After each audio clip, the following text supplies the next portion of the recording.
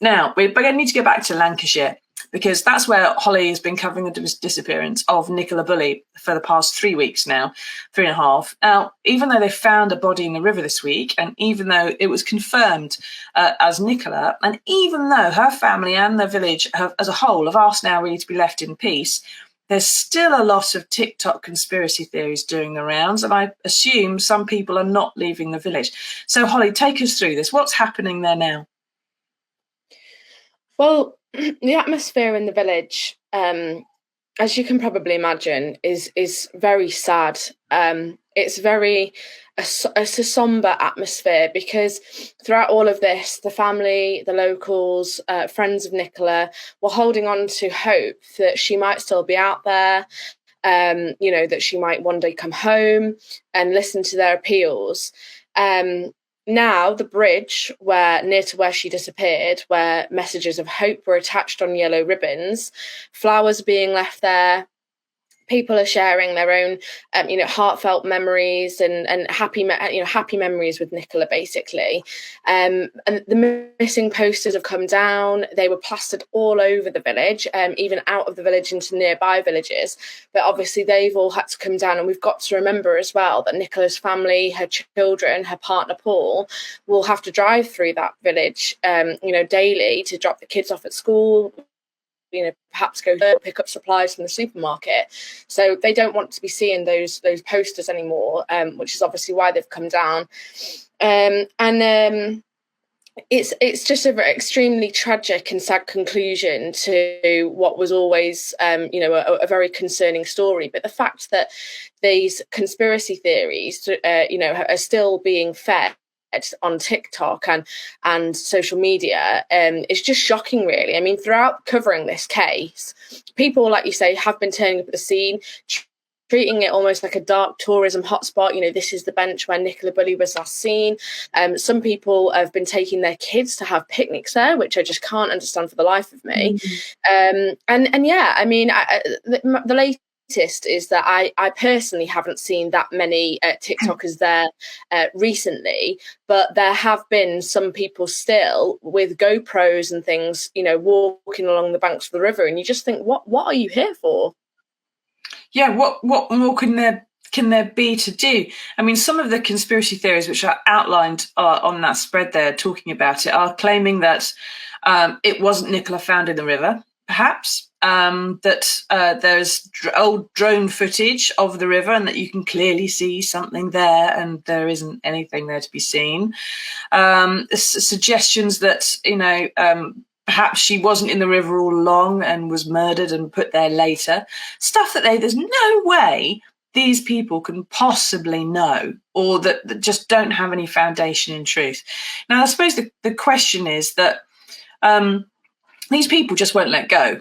Obviously, some of them, Holly, are they chasing clicks sort of cynically to do this? Or are they a bit fixated? Do they genuinely believe something was amiss here with either Nicola's disappearance or the police didn't find her body or something? Are they sick or are they a bit twisted? What's your reading of the situation? I think it's both. And I'll give a little bit of an explanation to that for people who might not be as familiar with social media and how it works. Obviously, you've got algorithms. The more popular your videos are, the more likes they get, or reposts, depending on what one we're talking about, the more they will appear in somebody else's feed. So you can actually monetize your content on TikTok and YouTube. You can make money from it. So there are urban explorers and things like that will go into, say, like abandoned buildings, and they'll film themselves doing that. And because they get thousands, perhaps millions of views, they can actually take money from YouTube advertising during their clips that they upload to YouTube, for example.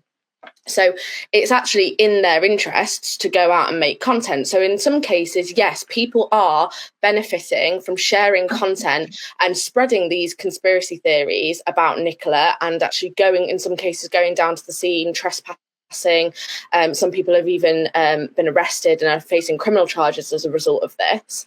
But the other side of that is that there are some people who, unfortunately, do read this and do believe this, and that's because of how we consume news on things like TikTok. I think in that spread, it actually explains that the majority of people who consume their news on TikTok are not doing it from news sources.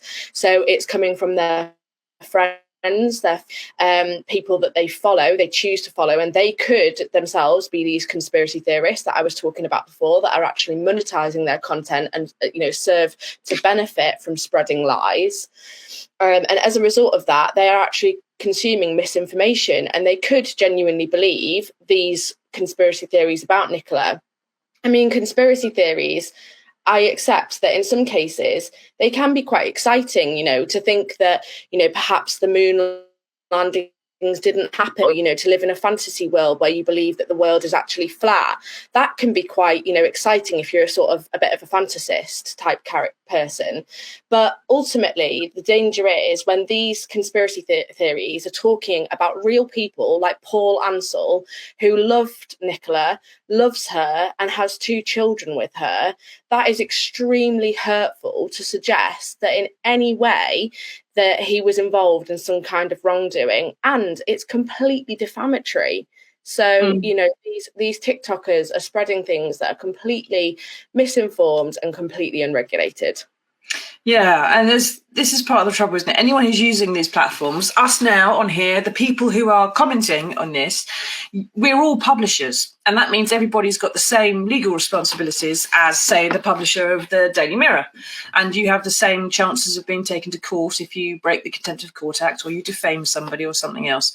But if there's 34 million people viewing things about Paul on TikTok, which aren't true, and there's, let's say, 100 accounts that are talking about this, the chances of him being able to sue the 100 people behind those accounts is next to none, isn't it?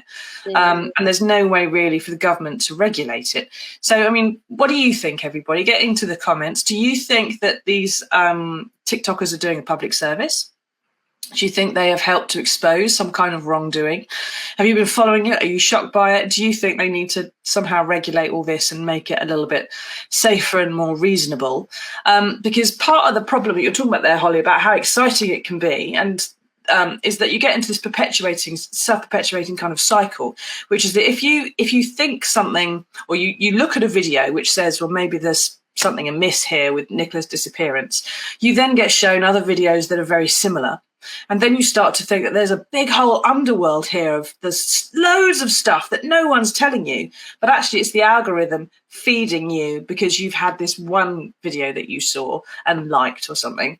And so you're getting more and more stuff. And then that keeps kind of almost confirming to you that there is a problem with Nicola's disappearance, and it's not all what you're hearing elsewhere. And this is therefore the only reliable source. And because there's so many people saying it and so many other people liking it, that it kind of justifies it. And then you get in this, because you're being confirmed in what it is that you've decided is true, it just keeps reinforcing the conspiracy in your head and makes you feel that you are part of a group and a team and all these other things that people find very addictive, don't they? Absolutely. I mean, just to talk about some of the content that is actually going out there. I mean, I remember I saw one video the other day of somebody who turned up at the scene and found like a soft layer of mud, right? And was convinced that this somehow meant, this was before Nicola's body was found, but thought that this soft layer of mud was suspicious. And I mean, the comments, everybody was convinced that somehow there was a body buried underneath this, there must be an explanation.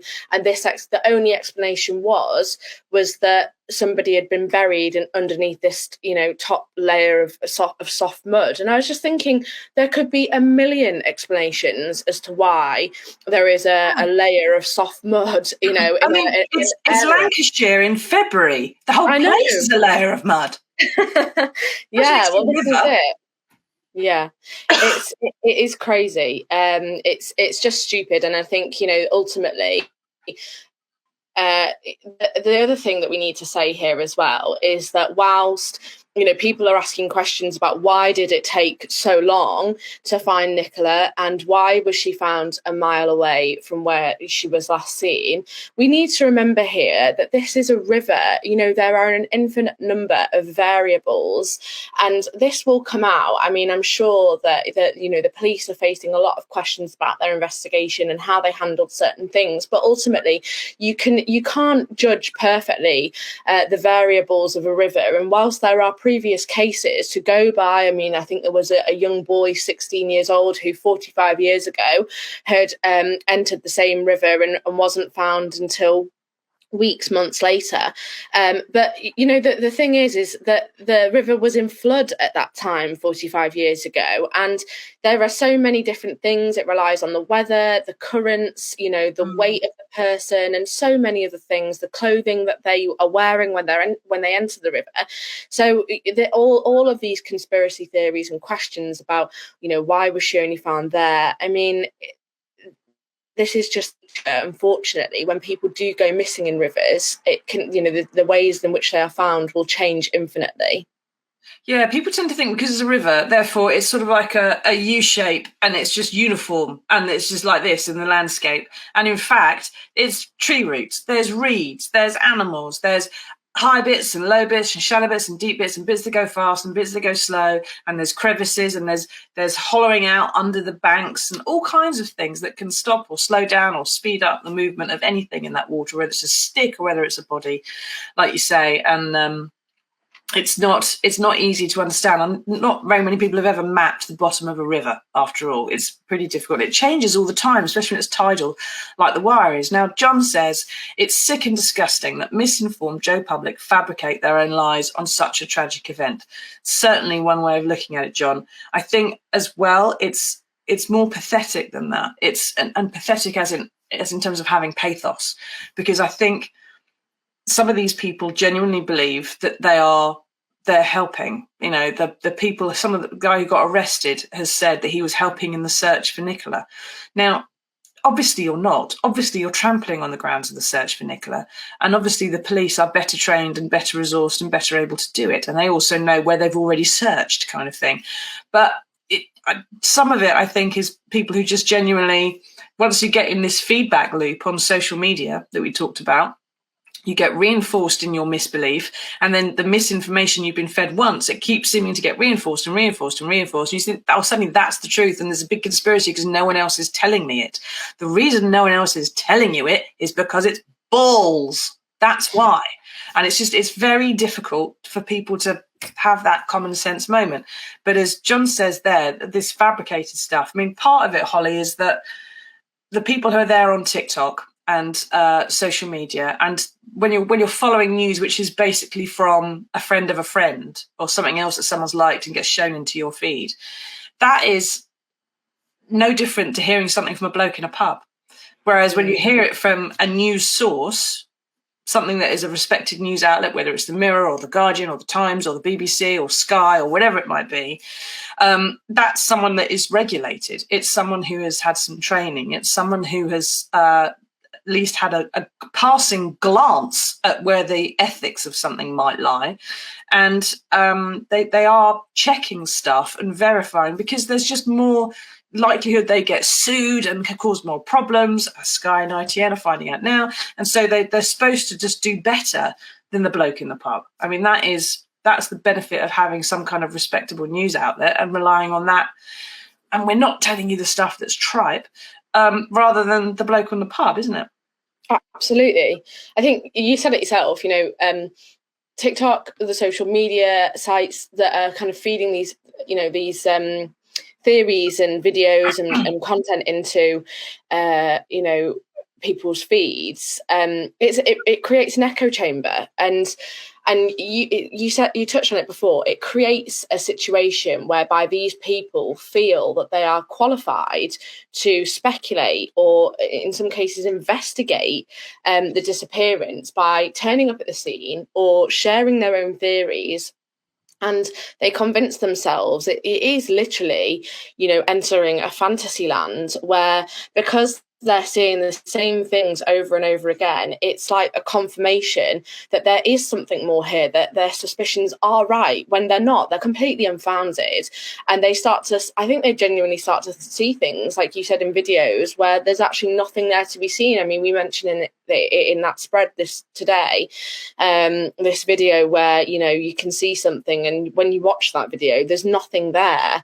And I wonder whether the reason that people do this is because there is this fascination. I mean, we see it on TV, don't we? We watch a lot of things, you know, about cold cases and crime, and lots of sort of true crime is very fashionable, isn't it? Everyone's got a podcast. Yeah. And I think the problem with social media is that it allows us, it's a window into our lives and a window into other people's lives. And we become obsessed, not just in this case, but in lots of different cases, we become obsessed with other people's lives and making our own lives more interesting. Now, obviously, when that when we're talking about, you know, somebody who's gone missing, or we're talking about real crimes that have been committed, it's almost like they're trying to involve themselves in their own, you know, true crime drama. But this isn't a true crime drama for Nicola's family. This is just real life. This is really happening. No matter how exciting this might be for you to sit and consume this on TikTok, this is a horrible, surreal reality for Nicola's family. They never imagined in a million years, when I sat down and spoke to her parents, they could never imagine that one day they would be watching Sky News and it would be their daughter's face on the media under a missing persons appeal, with absolutely no explanation or understanding of where she could have gone. They were baffled. You know, her dad said to me, "We don't know what to make of it."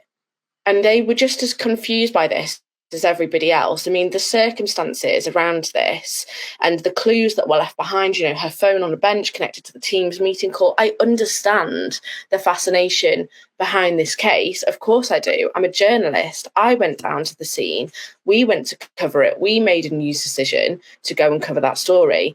But what we need to understand when we're sharing this on social media, when we're talking about this and having a debate about what's happened to Nicola Bulley, we have to respect the fact that this is real life for her family, and they are living this nightmare every day and now for the rest of their lives, because they have lost their daughter, their partner, their mum.